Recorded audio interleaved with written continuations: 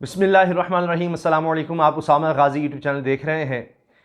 पाकिस्तान बड़ी अच्छी हिकमत अमली के तहत आगे बढ़ रहा है। अमेरिका के दबाव के बावजूद FATF में भी अमेरिका का दबाव है, अफगानिस्तान के मामले पर भी अमेरिका का दबाव है, मगर इसके बावजूद पाकिस्तान ने चीन के साथ साथ अच्छी हिकमत अमली अपनाते हुए रूस को भी अपने करीब करना शुरू कर दिया है। रूस से बड़े बेहतरीन ताल्लुकात कायम करता चला जा रहा है पाकिस्तान। अब ये कोल्ड वॉर का दौर जिस तरह से ख़त्म हुआ, और वो दौर आपको याद है कि रूस से कितने हमारे ताल्लुकात ख़राब थे और भारत के बड़े अच्छे थे। अब पाकिस्तान सबसे ताल्लुकात बेहतर कर रहा है। अमेरिका से भी ताल्लुकात हैं, चीन से तो हैं ही, लेकिन अब उसके साथ साथ रूस से भी।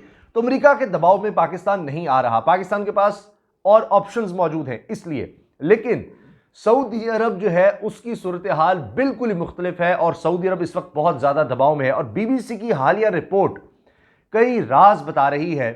अब फ्रैंक गार्डनर जो BBC के सीनियर नुमाइंदे हैं और BBC के सिक्योरिटी अमूर के नामानिगार हैं, फ्रैंक गार्डनर की BBC पे एक रिपोर्ट आई है जिसमें बताया जा रहा है कि किस तरह से अब सऊदी अरब के पास अमेरिका की गुलामी करने के अलावा और कोई चारा बचा ही नहीं है।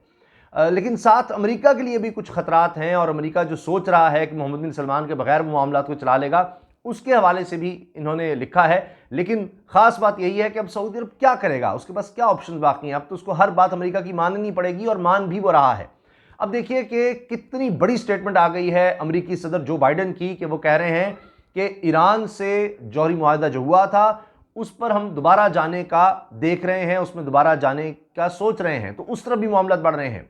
IAEA के साथ भी ईरान जो है मामला तय कर रहा है और जो बाइडन ने जवाब ये दिया है कि कोई गलत बात ना हो जाए, कोई बड़ा बहरान ना आ जाए, इसलिए हमें अब दोबारा ईरान की तरफ जाना होगा, उससे मामला तय करने होंगे। 2015 में जो जौहरी मुआहदा हुआ था और उसके बाद अचानक से ट्रंप उससे निकल गए थे और उसके बाद से ईरान और अमेरिका के दरमियान कशीदगी और बढ़ गई थी। अब इसराइल खुश नहीं है इस बात पर, जो बाइडन का जो ताज़ा बयान आया है, और ना ही ज़ाहिर है कि सऊदी अरब इस पर खुश है कि ईरान के साथ दोबारा से ताल्लुकात बनाए जाएँ, उस पर पाबंदियाँ ख़त्म की जाएँ। ईरान ये कह रहा है जब तक पाबंदियाँ ख़त्म नहीं होंगी मामला आगे नहीं बढ़ेंगे, ईरान को बड़ी मुआशी मुश्किलात का सामना है। मगर बहरहाल अब देखिए कि यही बात अगर पाकिस्तान की जो स्ट्रेटजी थी, शायद पाकिस्तान ने फोर्स ही कर लिया अल्लाह के फजल करम से कि हमें अब बैलेंस लेकर चलना है और चीन के साथ हमें अब मामला को आगे बढ़ाते हुए, अमेरिका के दबाव के बावजूद, अमेरिका मुसलसल सीपैक के खिलाफ बोलता रहा लेकिन पाकिस्तान उस चीज़ को आगे बढ़ाता रहा। साथ ही अब रूस को भी पाकिस्तान करीब कर रहा है, सीपैक के साथ जोड़ रहा है। लेकिन सऊदी अरब के पास तो उस तरह से कोई ऑप्शन नहीं है। और एक वक्त में तो आपने देखा हाल ही में कितने बुरे तरीके से मामला पाकिस्तान और सऊदी के दरमियान ख़राब हो गए थे। तो बहरहाल अब आप देखिए कि किस तरह सऊदी अरब पर दबाव बढ़ रहा है। एक तरफ कतर के हवाले से जिस तरह आया कि कतर से ताल्लुकात दोबारा बनाए सऊदी अरब, कतर ने वो भी बात मान ली। अब हत्ता के यमन की जंग ख़त्म करनी है अमेरिका कह रहा है, तो सऊदी अरब वो भी मान रहा है कि ठीक है हम तो पहले ही से निकलना चाहते हैं, आप किस तरह से हमें बचाएं तो सही। अब एक चीज़ है बस सऊदी अरब के लिए कि जी जो बाइडन ये कह रहे हैं कि हाँ हम आपके दिफा को भी मद्देनज़र रखेंगे। अब सबसे ज़्यादा ज़रूरत सऊदी अरब को भी है अपने दिफा के लिए अमेरिका की। वो हमेशा से जामिन रहा है, ये 1945 से मामला चला रहा है और एक जहाज़ पर, बहरी जहाज़ पर डील हुई थी जिसका भी जिक्र इस रिपोर्ट में है। और किस तरह से ये सारा फिर मामला आगे चलता रहा और अब आकर क्या हो रहा है। और क्या जो अमेरिका ने वाज़ ऐलान कर दिया वाइट हाउस ने कि अब मोहम्मद बिन सलमान से कोई मामला तय नहीं होंगे, जो भी होगा शाह सलमान से होगा, बादशाह से होगा।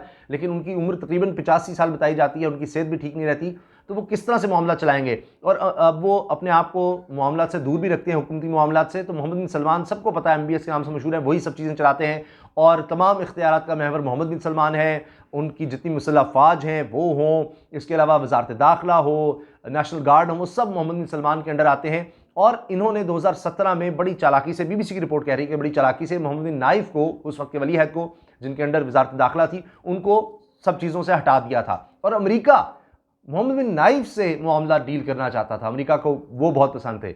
बहरहाल उसके बाद फिर जो ट्रंप आए और उनके दामाद, वो तो बहुत करीबी हो गए सऊदी अरब से और उन्होंने धड़ाधड़ उनको असले की फ़रोख्त भी की। यमन में जो मर्जी करना है करते चले जाओ। लेकिन अब मामला बड़ी तेज़ी से बदल रहे हैं।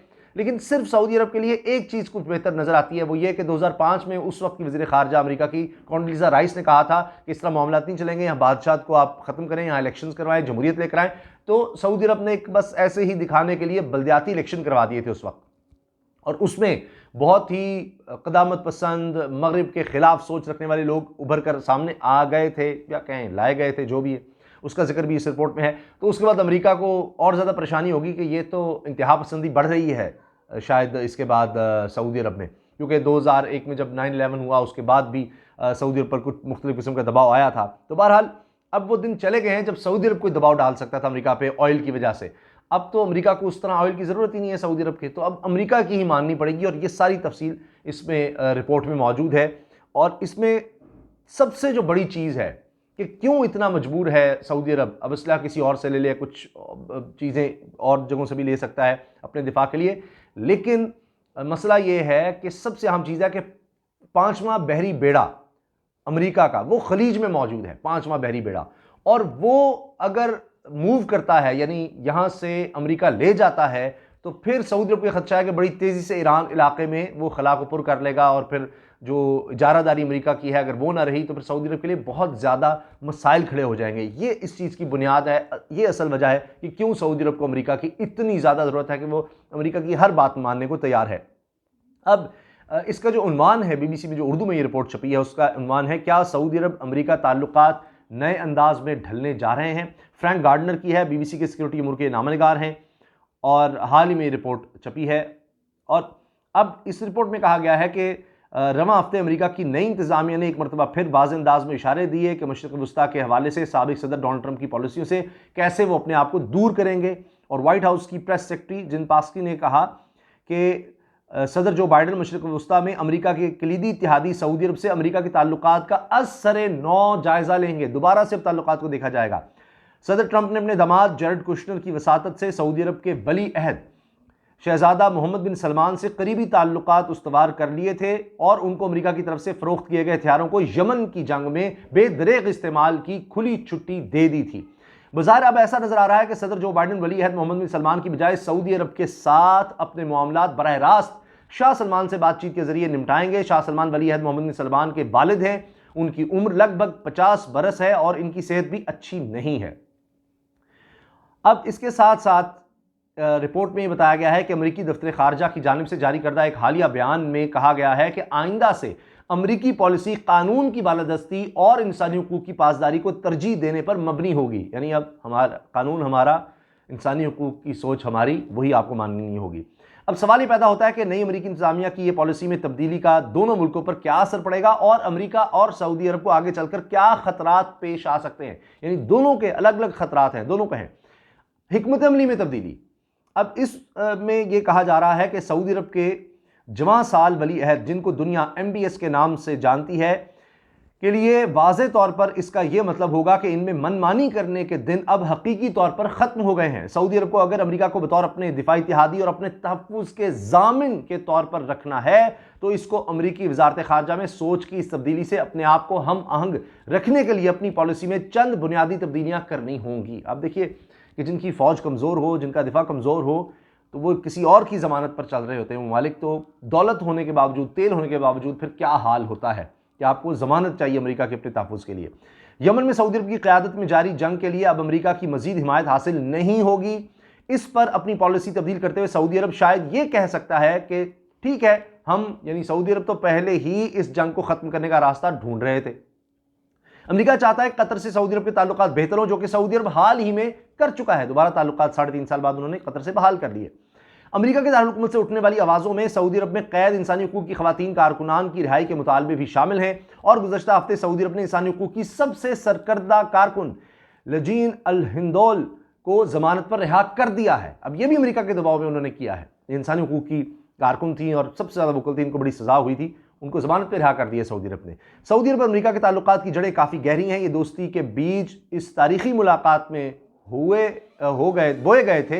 ये दोस्ती इनकी तब हुई थी जब 1945 में अमेरिकी जंगी जहाज़ पर सऊदी अरब के उस वक्त के फरमानरवा शाह अब्दुल अजीज़ और सदर रोज़वेल्ट के दरमियान ये मुलाकात हुई थी। यानी 1945 में एक जंगी जहाज़ पर ये मुलाकात हुई थी, बड़ी मशहूर है। उस वक्त फरमानरवा थे शाह अब्दुल अजीज़ और अमेरिकी सदर रोज़वेल्ट।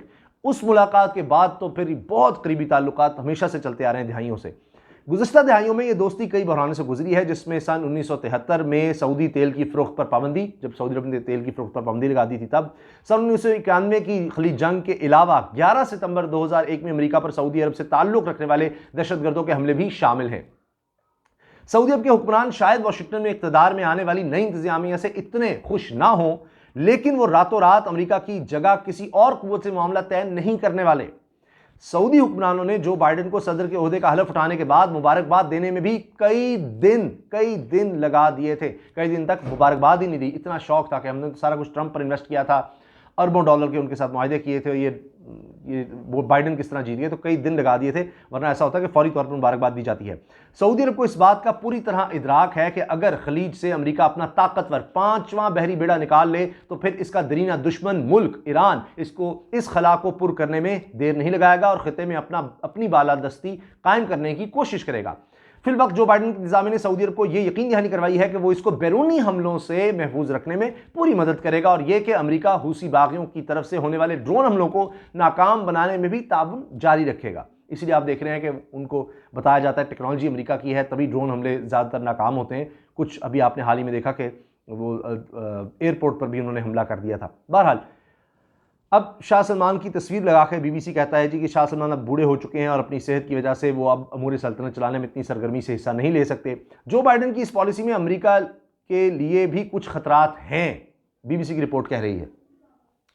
अब शाह सलमान अब बहुत बूढ़े हो चुके हैं और अपनी सेहत की वजह से वो अमूर सल्तनत चलाने में इतनी सरगर्मी से हिस्सा नहीं ले सकते। लिहाजा अमेरिका को चाहते ना चाहते भी आने वाले सालों में, आने वाले बरसों बल्कि दिहाइयों में वली अहद मोहम्मद बिन सलमान से ही मामला तय करने होंगे। कई मगरबी मुल्कों की नज़र में भी मोहम्मद बिन सलमान की साख अच्छी नहीं रही और सऊदी सहाफ़ी खाशक जी को कत्ल करवाने में इनके किरदार के बारे में शुकूक शुबात पाए जाते हैं।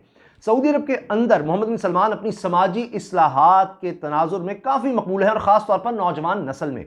नौजवान नस्ल अपने आप को 35 साल वली अहद से ज़हनी और फ़िक्री तौर पर करीब पाती है, ख़ास तौर पर एक ऐसे मुल्क में जहां हमेशा से 70 और 80 साल की उम्र के लोग ही बादशाह और वली अहद रहे हों। सऊदी सल्तनत में ताकत और हुकूमत के तमाम ज़राए इनके इख्तियार में हैं और उन्होंने मुल्क की मुसल्लह अफवाज, वज़ारत दाखिला और नेशनल गार्ड्स को बराह रास्त अपने ताबे कर दिया है। इंतहाई चालाकी से इन्होंने अपने रास्ते की तमाम रुकावटों को साफ कर दिया है मोहम्मद बिन सलमान ने, जिनमें साबिक वज़ीर दाखिला और साबिक वली अहद प्रिंस मोहम्मद बिन नाइफ भी शामिल हैं, जिन्हें अमेरिका मुस्तकबिल में सऊदी अरब के हुक्मरान के तौर पर देखना चाहता था। मोहम्मद बिन सलमान ने सन 2017 में बड़ी महारत से इनको वली अहद और वज़ारत दाखिला से हटा दिया था। अब ये भी आगे इसी रिपोर्ट में कहा जा रहा है पुरखतर रास्ता, और उसके अंदर क्या कहा जा रहा है, तारीख में जब भी बात सऊदी अरब के मामलात में अमेरिका के असरअंदाज होने की आई है, नताइज अमेरिका की मर्जी के ऐन मुताबिक नहीं निकल पाए हैं। सन 2005 में अमेरिका की उस वक्त की वज़ीर ख़ारजा कॉन्डोलीज़ा राइस ने शख्सी हुकूमत और बादशाहतों की मजम्मत करते हुए सऊदी अरब पर जोर दिया था कि वह जमहूरियत का निज़ाम अपनाए और मुल्क में इंतखाबात करवाए। इसके जवाब में सऊदी हुक्मरान खानदान ने सिर्फ उंगली गीली करने के मुतरादिफ महदूद पैमाने पर बल्दियात की सतह के इंतखाबात करवाए थे।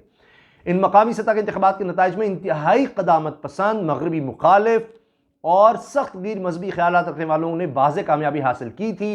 इन इंतखाबात के बाद सऊदी अरब के हुक्मरान खानदान का अमेरिका को यही पैगाम था कि आप अपनी ख्वाहिशात के बारे में एहतियात से काम लें। तो ये भी गेम सऊदी अरब ने अमेरिका के साथ भी कर दी थी, लेकिन अब हालात बड़े मुख्तलिफ हैं। अपनी अपनी जगह दोनों के लिए बहुत ज़्यादा ख़तरात हैं, लेकिन आखिर सऊदी अरब को ही घुटने टेकने होंगे और लग यही रहा है कि अब हर बात अमेरिका की सऊदी अरब को चाहते ना चाहते हुए माननी पड़ेगी, क्योंकि वही उसकी सिक्योरिटी का फ़िलहाल ज़ामिन बना हुआ है। इजाज़त दीजिए, अल्लाह हाफ़िज़। पाकिस्तान जिंदाबाद।